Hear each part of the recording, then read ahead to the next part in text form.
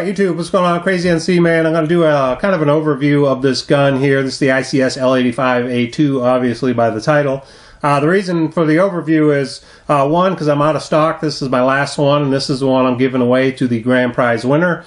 And the second reason is, this is not going to be an official skirmish report gun either, because I'm out of stock on them. And I'm kind of having to think about shipping these real heavy guns because it gets costly to move these around the country. So I'm just going to kind of do an overview of it before I go ahead and draw out the grand prize winner, which we'll probably do this weekend. But anyways, the ICS L85A2 is a fantastic gun. And before we get started, for all you guys in the UK that are like, you never have anything for us, you never have anything we can buy, you never have any contests we can enter, I finally have something. My brand new sponsor, skirmishclothing.com. They came on board. They're the only company that makes really cool airsoft streetwear apparel.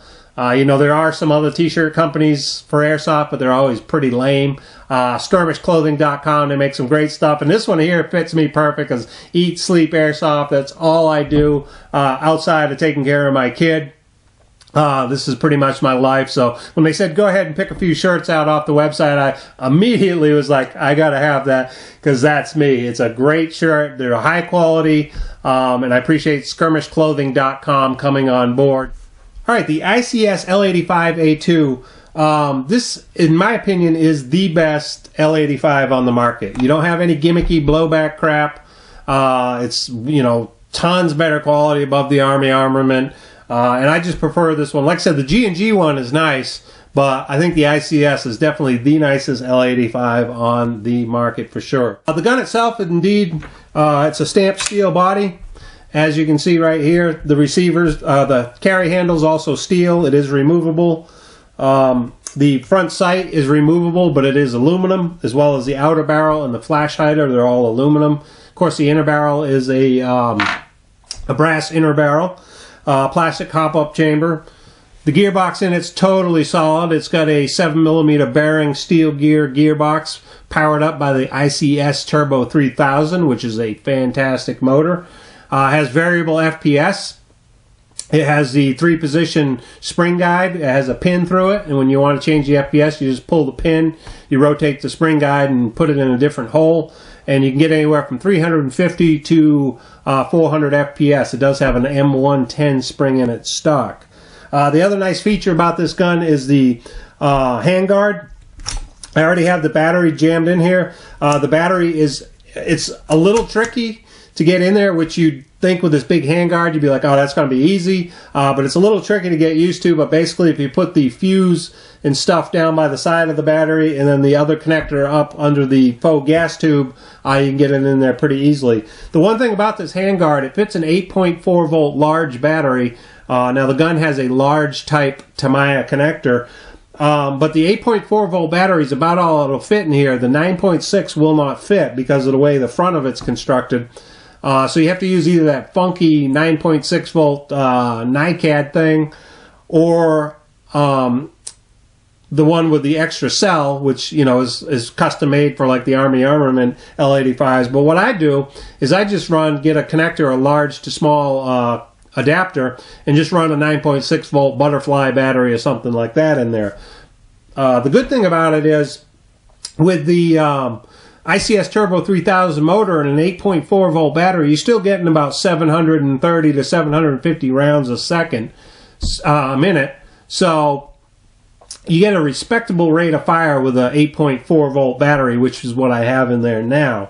But if you, like I said, if you want to run a 9.6 volt, you might as well get an adapter and then run a butterfly type battery in there.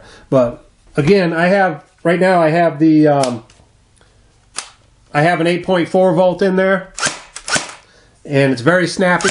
Nice trigger response with the trigger setup they got in this. And then it's got great rate of fire with an 8.4 volt battery, so I wouldn't, go all out to try to get a giant 9.6 volt battery in there. 8.4 volt, 3300 milliamp hour battery is a great one to have in this gun. All right, now right out of the box, I did find shooting this gun. I was outside using 0.20 gram ICS BBs, and I found with a hop up all the way off, I was still getting a little climb and elevation. So I think it'd be perfect to just jump right into 2.5s with. And, you know, everybody really, .20s are kind of a thing of the past. People just buy them because they're cheap. You should be using 2.5s anyways. But a gun like this with an M120 spring, you could handle 2.8s in it, no problem. But like I said, even with the hop up all the way off, I was still getting a little climb in elevation, which you'll see in the shooting test probably. That was one of my complaints about the gun. The other one is, of course, the magwell's a little loose. It's not really bad. The magazine definitely doesn't fall out or anything. But I definitely tape up my magazines like I always do to get around that. These guns here, if you never use an L85, I don't care what model it is, these mechanical safeties are always very stiff. It's a little hard to get used to. So it's not something that bothers me, but you definitely, when you first get it, you'd be like, man, that safety is hard to disengage, and it is a little stiff. But other than that, those are my only two complaints about this gun. It's a fantastic shooting rifle. It's a great value, ICS quality through and through, and it's just a great gun. And it's nice too that they didn't paint the entire flash hider orange. They just went with a little 1/4 inch like they're supposed to on the end. So that's not too bad. But great gun, ICS L85A2. Can't go wrong buying one of these. All right, I'm not going to get all the way down to the internals of this gun, but I did disassemble it because it's quite easy to get it apart.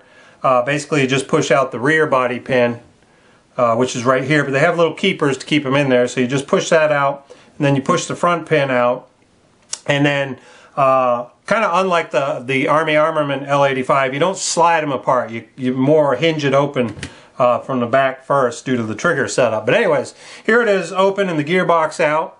As you can see, it's got an ICS Turbo 3000 motor, which is an excellent motor. 7mm bearings. You know, very nice looking gearbox. Obviously proprietary to the L85. Here is the pin back here. If you want to go ahead and adjust the FPS, you just pull this spring down, this little clip, and then you can go ahead and move the spring guide in and out to get your different FPS. But that's basically it. It's kind of a basic little setup. Real nice. I really like ICS Turbo 3000 motors. Another unique feature of the ICS is the trigger setup. It's got this trigger contact here in the lower, and then in the upper you'll see it has these two contacts right here. And this does two things. One, it gives you excellent connection in between the trigger and the gearbox. But the other thing it does, it also gives it more of a realistic fire, like the real L85 or SA80, where it fires kind of at the end of at the very end of the stroke on the trigger. So it's a little more realistic, and it just makes better contact too than other setups. And then also, if you have problems with the contacts, then you don't have to go into your gearbox if you burn out any trigger contacts or anything, because there's not in here. They're all external, which is a great feature. And then going to the back, it's nothing special. You got the semi and full auto mode right here. This is the bolt catch. I didn't take the barrel out, just that's a little more work. But you can see it's a plastic hop-up chamber, but it's all very nicely done on the interior of the gun. One thing I did find was right here, this rear connector. I was quite surprised. Let me see if I can zoom in on it here. That was pretty. That was a pretty ugly looking connection they made there. I mean, it's solid, but it's just all kind of messed up when they were soldering it, so I'll have to repair that before I put it back together. It's the same way on this side. You know, the same style contact they use, but this one was just all kind of stripped and bare and kind of ugly looking, so some little kid's going to be in trouble for assembling that way. But that was about the only flaw that I found on the inside. And then of course you got the fuse up front. It's got the automotive style fuse, large Tamiya connector, like I said, large Tamiya connector. But just a great looking unit. ICS L85. I think it's definitely a good purchase for your money. Alright, here we are at the shooting test of the ICS L85A2. As you can see, once again, the 12 by 18 inch Dirty Bird splattering targets. And just to show you where I'll be shooting, these are marked off 25-foot increments. It is 50 feet. Not too bad on the wind today. 75 feet. And I'm going to be shooting right here at the 100-foot mark, and I'll go ahead and rest on the old workmate.